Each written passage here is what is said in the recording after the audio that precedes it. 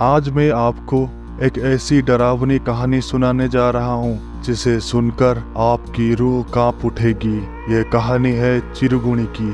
चिरगुणी क्या होती है ये आप कहानी के अंत तक समझ जाएंगे।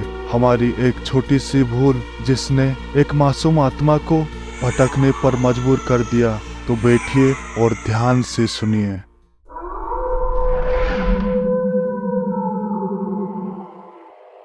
नमस्कार दोस्तों, मेरा नाम रघु है और मैं एक छोटे से गांव में रहता हूं। ये गांव उड़ीसा के दूर दराज इलाकों में बसा हुआ है। ये घटना 1960 की दशक की है। हमारी जिंदगी सीधी सादी थी। खेती और लकड़ी काटने का काम हमारा पेशा था। गांव के लोग एक दूसरे से जुड़े हुए थे और हम सभी मिलजुल कर रहते थे। मैं और मेरा छोटा भाई श्याम दोनों हमेशा से एक दूसरे के बहुत करीब थे। हम दोनों मिलकर अपने खेतों में काम करते और एक खुशहाल जीवन जी रहे थे। श्याम की शादी को कुछ ही महीने हुए थे और उसकी पत्नी सुमन गर्भवती थी।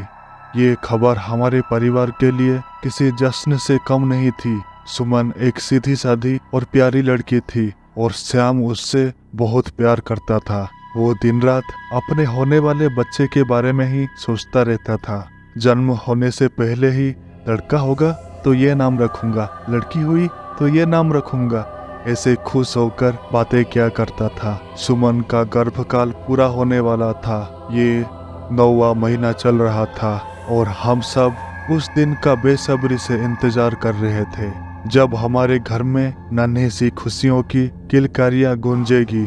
लेकिन किस्मत के खेल को कौन जान सकता है। एक दिन अचानक सुमन को प्रसव पीड़ा शुरू हुई। ये सुबह सुबह का वक्त था। उसकी हालत बिगड़ने लगी। गांव का दाइमा गांव में नहीं थी। वो कोई दूर गांव गई हुई थी अपने काम में और हमें उसे तुरंत अस्पताल ले जाने का फैसला करना पड़ा। हमारे गांव से अस्पताल काफी दूर था और वहां पहुंचने का कोई साधन नहीं था। हमें बैलगाड़ी का ही सहारा लेना पड़ा। मैं, श्याम और मेरी पत्नी सुमन को लेकर बैलगाड़ी में निकल पड़े। घर में हमारी माँ और मेरे बेटे रुके हुए थे। सुमन दर्द से कराह रही थी और उसकी हालत बिगड़ती जा रही थी और मेरी पत्नी उसको दिलासा दे रही थी। हम जितनी जल्दी हो सके उसे अस्पताल पहुंचाने की कोशिश कर रहे थे। ये पथरीला कच्ची सड़क हमारी रफ्तार को धीमी कर रही थी। सुमन जोर से चीखे जा रही थी और श्याम भी चीखे सुन घबरा रहा था। मैं उसे दिलासा दे रहा था, जल्दी हम हॉस्पिटल पहुंच जाएंगे, सब ठीक होगा और हमें जल्दी खुशखबरी मिलेगा। पर श्याम फिक्र कर रहा था। थोड़ी देर में सुमन इतनी जोर से चीखी कि हम सब दहल गए और वो शांत पड़ गई। अब उसके शरीर में कोई हरकत नहीं दिख रही थी। श्याम रोए जा रहा था, सुमन आंखें खोलो सुमन। पर वो अब पूरी तरह शांत हो चुकी थी। बीच रास्ते में सुमन ने आखिरी सांस ली। श्याम के चेहरे पर जो डर और बेबसी मैंने देखी उसे मैं कभी नहीं भूल सकता। उसकी पत्नी और उनका अजन्मा बच्चा दोनों इस दुनिया को छोड़कर चले गए थे। श्याम पूरी तरह टूट चुका था। उसके रोने की आवाज अब भी मेरे कानों में गूंजती है। कितना खुश था बेचारा। भगवान, ये क्या कर दिया? किसकी नजर लग गई? हमने सुमन को बैलगाड़ी में लेटाया और उसके मुंह पर कपड़ा डाल दिया और गांव वापस लौटने का फैसला किया। जब हम गांव पहुंचे तो माँ ने हमें बताया कि घर में किसी औरत के रोने की आवाज सुनाई दे रही थी, पर वहां कोई नहीं था। बच्चे डर रहे हैं। वो आवाज बहुत दर्द भरी थी। माँ बहुत डरी हुई थी, लेकिन हमने इसे गम का असर समझा और ज्यादा ध्यान नहीं दिया। हमारे सामने अब सुमन के अंतिम संस्कार की तैयारी करनी थी। माँ को हमने सुमन का पार्थिव शरीर दिखाया। वो भी बहुत दुखी हुए और घबरा भी रहे थे। ये क्या हो गया? सारे रिश्तेदार को खबर पहुंचाया गया जो सब पास थे। ये काम श्याम को दिया गया था और मैं शमशान में जाने से पहले मैंने जल्दी से लकड़ियां काटने का काम शुरू किया। ताकि सूरज ढलने से पहले सुमन का अंतिम संस्कार हो सके। हमारी परंपराओं के अनुसार सूरज डूबने के बाद सबका अंतिम संस्कार नहीं किया जाता। मैंने शमशान में लकड़ी काटकर वहां चिता बना दी और मैं जल्दबाजी में कुल्हाड़ी शमशान के पास छोड़ आया, क्योंकि अंतिम संस्कार की जल्दी थी। हम सभी गहरे दुख में डूबे हुए थे, खासकर श्याम, जो अपनी पत्नी और बच्चे को खोने का गम सहन नहीं कर पा रहा था। रिश्तेदार भी गांव पहुंच गए और अंतिम विदाई का समय हो गया था। वहां हल्दी और तेल रख दिया गया और उसके शरीर पर घी लगाकर सब में अग्नि लगा दी गई और धीरे धीरे लोग एक के बाद एक शमशान से गांव में वापसी कर रहे थे।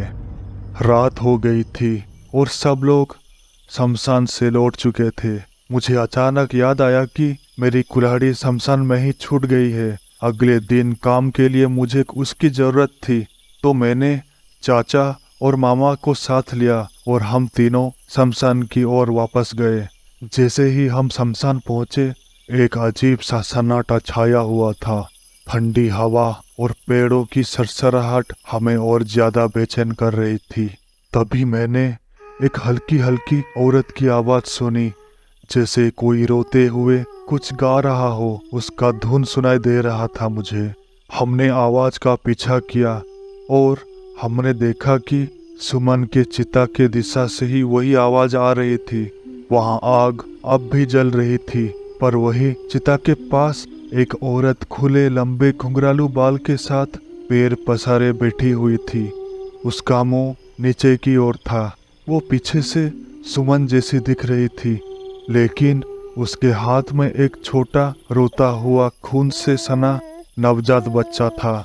वो उसे हल्दी और तेल मल रही थी, मानो कोई परंपरागत अनुष्ठान कर रही हो। मेरी धड़कन तेज हो गई। सुमन मर चुकी थी, फिर ये कौन थी? वो औरत धीरे धीरे एक लोरी गा रही थी और रोते हुए बोल रही थी, तुम्हारे पिता ने हमारे लिए कुछ नहीं रखा, बस यही तेल और हल्दी दिया है। ये लो तुम्हारे पिता का प्यार और ये लो मेरा प्यार, मेरा बच्चा।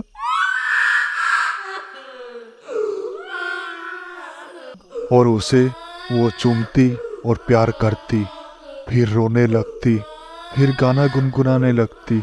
उसकी आवाज इतनी दर्द भरी थी कि रोंगटे खड़े हो गए।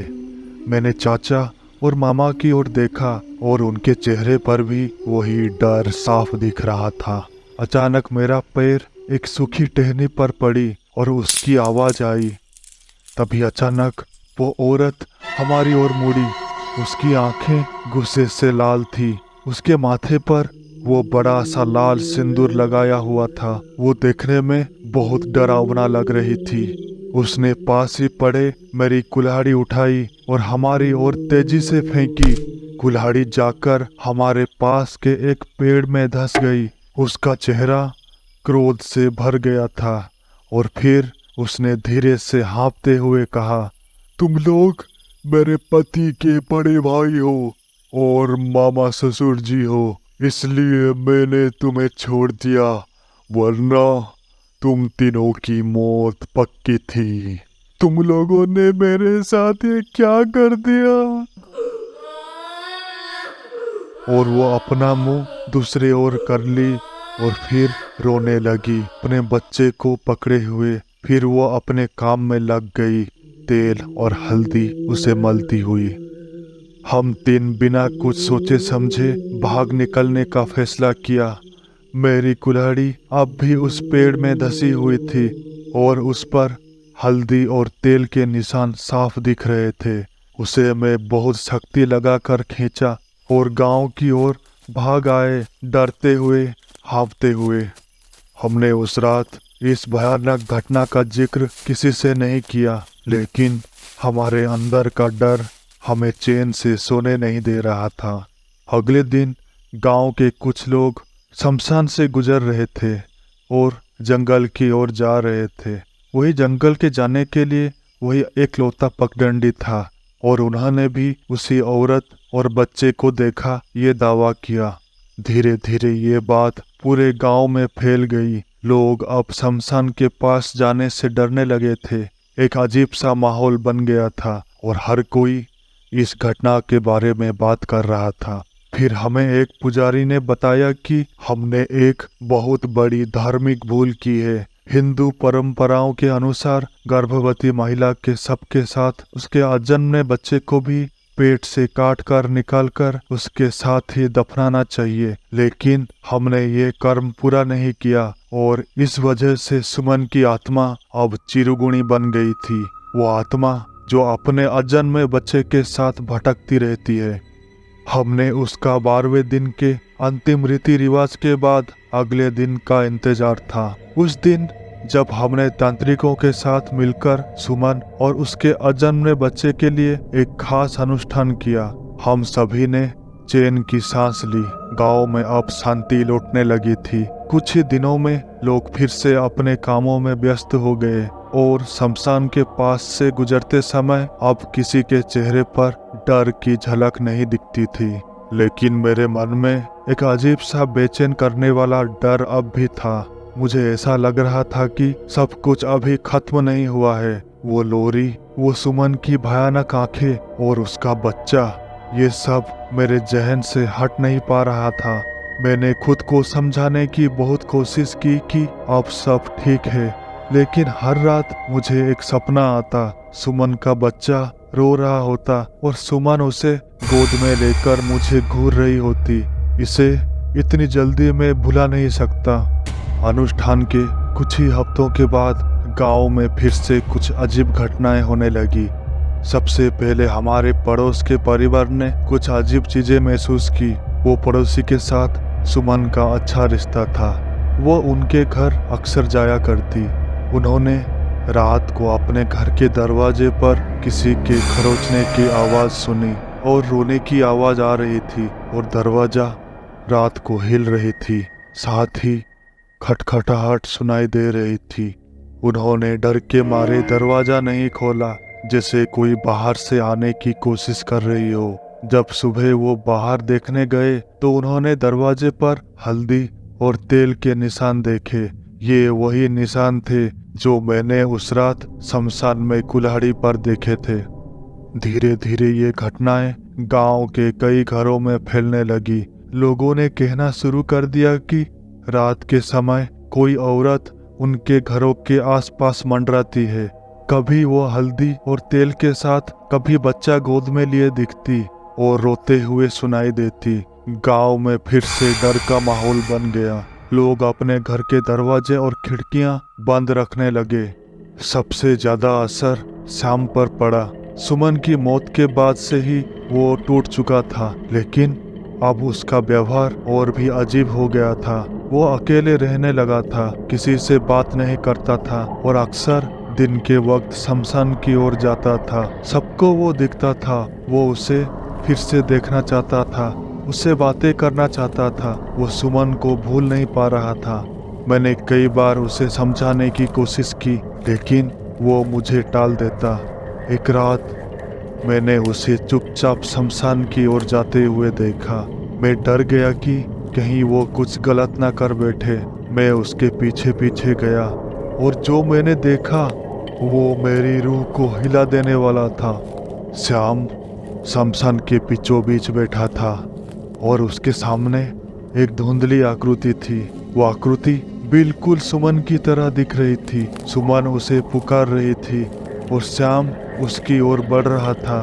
मैं कुछ समझ नहीं पा रहा था। तभी मैंने जोर से चिल्लाया, श्याम वापस आओ, ओ श्याम वापस आओ। मेरी आवाज सुनते ही वो आकृति गायब हो गई, लेकिन श्याम वहीं बेहोश होकर गिर पड़ा। मैंने उसे खींचकर गांव वापस लाया। अगली सुबह जब उसने होश में आकर मुझे सब बताया तो मैं चौंक गया। श्याम ने कहा कि सुमन हर रात उसके सपनों में आती है और उसे शमशान बुलाती है। वो कहती है कि उसने माफ नहीं किया है और उसका बच्चा अब भी भटक रहा है। श्याम को लगने लगा था कि अगर वो शमशान जाकर सुमन के पास नहीं जाएगा तो उसकी आत्मा उसे कभी शांति नहीं देगी। वो हमेशा उसे डराती रहेगी। इस बार मैंने और श्याम ने गांव के सबसे बुजुर्ग और तांत्रिकों की मदद ली। उन्होंने हमें बताया कि हम सुमन की आत्मा को पूरी तरह से शांत नहीं दे पाए थे। जो अनुष्ठान हमने किया था वो अधूरा था। सुमन की आत्मा ने शायद कुछ और चाहा था और हम उसकी मनसा को समझ नहीं पाए। अब उसकी आत्मा और भी गुस्से में थी और वो धीरे धीरे श्याम को अपनी ओर खींच रही थी, उसे अपने बस में लाना चाहती थी। हमने तांत्रिक से पूछा कि अब हमें क्या करना चाहिए। उसने कहा, ये आत्मा अब सिर्फ एक साधारण आत्मा नहीं रही, अब ये चिरगुणी बन चुकी है। एक ऐसी आत्मा जो अपने मौत का बदला चाहती है। हमें फिर से अनुष्ठान करना होगा, लेकिन इस बार बहुत सावधानी से। एक गलती और ये आत्मा पूरे गांव को अपने क्रोध का शिकार बना सकती है। तांत्रिकों ने हमें इस बार शमशान के पास नहीं बल्कि उस जगह पर अनुष्ठान करने को कहा जहां सुमन की मौत हुई थी। हमने सुमन और उसके बच्चे की आत्मा को उसी स्थान पर शांति देनी थी जहां उनकी मौत हुई थी। ये जगह गांव से काफी दूर एक सुनसान रास्ते के बीच थी। हम सभी ने मिलकर उस रात अनुष्ठान की तैयारी की। तांत्रिकों ने विशेष मंत्रों और धार्मिक वस्त्रों का इस्तेमाल किया ताकि आत्मा को शांति दे सके। रात के बीचों बीच जब हमने अनुष्ठान शुरू किया तो हवा में अचानक अजीब सी ठंडक फैलने लगी। तांत्रिकों ने हमें किसी भी कीमत पर शांत और स्थिर रहने को कहा क्योंकि आत्मा अब हमारे आसपास थी। तभी हमने एक हल्की सी लोरी की आवाज सुनी जो कहीं दूर से आ रही थी। ये वही लोरी थी जो मैंने शमशान में सुनी थी। तांत्रिकों ने मंत्र पढ़ते हुए सुमन की आत्मा को पुकारा। धीरे धीरे लोरी की आवाज और तेज हो गई और अचानक एक धुंधली आकृति हमारे सामने प्रकट हो गई। वो सुमन थी और उसकी गोद में बच्चा था। उसकी आंखों में वही दर्द और क्रोध दिख रहा था, लेकिन इस बार तांत्रिकों ने उसे शांत करने की कोशिश की। उन्होंने सुमन से विनती की कि वो अपनी आत्मा को शांति दे और इस दुनिया से विदा लें। कई घंटे चले। इस अनुष्ठान के बाद सुमन की धुंधली आकृति धीरे धीरे गायब हो गई। हवा में अब वो हल्की सी लोरी भी धीरे धीरे बंद हो गई थी। तांत्रिक ने बताया कि सुमन की आत्मा को अब शांति मिल चुकी है। इसका असर 1 साल तक रहेगा थोड़ा थोड़ा, फिर सदा के लिए खत्म हो जाएगा। और साल देखते ही देखते गुजर गया। इस अनुष्ठान के बाद गांव में फिर कभी सुमन की आत्मा नहीं दिखी। शमशान के पास से गुजरने पर भी अब किसी को कोई डर महसूस नहीं होता। श्याम भी धीरे धीरे अपनी पुराने जीवन में लौट आया। वो अब पहले जैसा खुश नहीं था, लेकिन सुमन की आत्मा को शांति में जाने के बाद उसका दिल भी हल्का हो गया था। गांव वालों ने भी ये मान लिया था कि हमारी छोटी सी गलती ने एक आत्मा को बहुत लंबे समय तक भटकाया। अब हम सभी हर रीति रिवाजों को पूरी श्रद्धा के साथ निभाते हैं ताकि फिर कोई चिरगुणी हमें परेशान ना करे। दोस्तों, ये कहानी सिखाती है कि हम अपनी परंपराओं और रीति रिवाजों को हल्के में नहीं ले सकते। छोटी सी चूक भी आत्माओं को भटकने पर मजबूर कर सकती है। अब जब भी मैं सुमन के बारे में सोचता हूँ तो मेरे मन में सिर्फ एक ही बात आती है, कभी भी परंपराओं को अनदेखा ना करें, क्योंकि किसी भी आत्मा को शांति देने में हमारी छोटी सी गलती बड़ा संकट पैदा कर सकती है। तो ये थी चिरगुणी की अंतिम कड़ी। क्या आपको लगता है कि सुमन की आत्मा को सच में शांति मिल गई या कहीं अब भी वो किसी और रूप में हमारे आसपास हो सकती है? सोचिए। कहानी आपको कैसी लगी कमेंट सेक्शन में बताइए, और अच्छी लगी तो वीडियो को लाइक और शेयर करें, और नए हैं तो चैनल को सब्सक्राइब कर ऑल नोटिफिकेशन को ऑन करें ताकि आने वाली शानदार डरावनी रहस्यमयी कहानियाँ आप मिस ना करें। अगर आप अपना कहानी हमें देना चाहते हैं तो ईमेल और इंस्टाग्राम पर लिख भेजिए। हो सकता है अगली वीडियो में आपकी कहानी हो। मिलते हैं अगले वीडियो में एक नई कहानी के साथ। तब तक अपने डर का सामना करें।